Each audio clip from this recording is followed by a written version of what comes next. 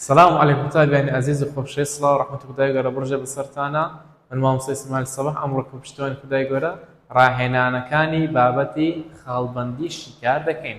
لە ڕاهێنانی یەکەم بسمیلای لێ دەکەین دەڵێ وشەی چەند لە 200 بەکاربهێنە، جارێک وەکو وشەی سەرسوڵمان بەکاربێتن، هەروەها جارێک وەکو وشەی پرس بەکاربێ. ونو دەڵێم چەند خانوویەکی گەورەیە. لێرەدا لە کۆتایی ڕستەی نیشانەی سەرسوڵمانمان هەیە کەواتە لێرەدا چەند دەبێتە وشەی سەرسوڵمان. ئەو جارە دەڵێم چەند نمرەت بەدەست هێناوە. لە کۆتایی ڕستەی نیشانەی پرسیارمان هەیە کەواتە لێرەدا وشەی چەند بریتە لە چی؟ بریتە لە وشەی پرس. ڕاهێنانی دووەم دەڵێ هێڵ بەژێر داهاتووەکان چی بکەوە؟ خاڵ یەکەم وای لەم خانووە بەرزە. وای چییە؟ تەبعاً وای وشەی سەرسوڕمانە. خاڵێک تر دەڵێ کەی ئاهەنگەکە کۆتایی دێت؟ کەی هێڵی بەژێر داهێناوە دەڵێن چی؟ دەڵێن هاوڵکاری پرسە کەی چکە بۆ پرسین لە کات بەکار هاتووە، هەروەها تەواوکەری کارە.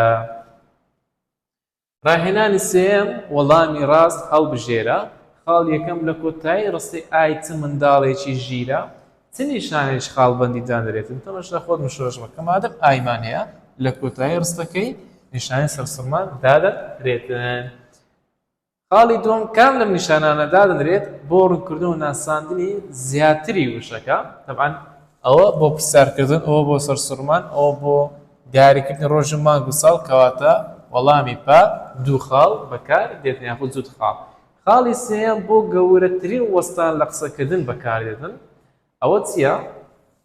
نیشانەی خاڵ بۆ گەورەترین وەستان لە قسەکردن بەکاردەکات و کات قسەت هەموو تەواو دەبی یاخود ماوەشی باش بێدەنگ دەبی قسان ناکەی لە پاش ئەو وتێکە 2000 نیشانەی خاڵ دادەنرێتن. چوارەم نیشانەی بۆ شای دادەنرێت بۆ دیارکردنەوەی ڕۆژ و مانگ و ساڵ. کامیان بۆ ڕۆژ و مانگ و ساڵ بەکاردێ؟ ئەوە هێڵی لار. پرسیاری پێنجەم بۆ وەستانێکی کورت لە نێوان دوو دەستەواژە بەکاردێت کە پەیوەندیان بەیەکەوە هەیە.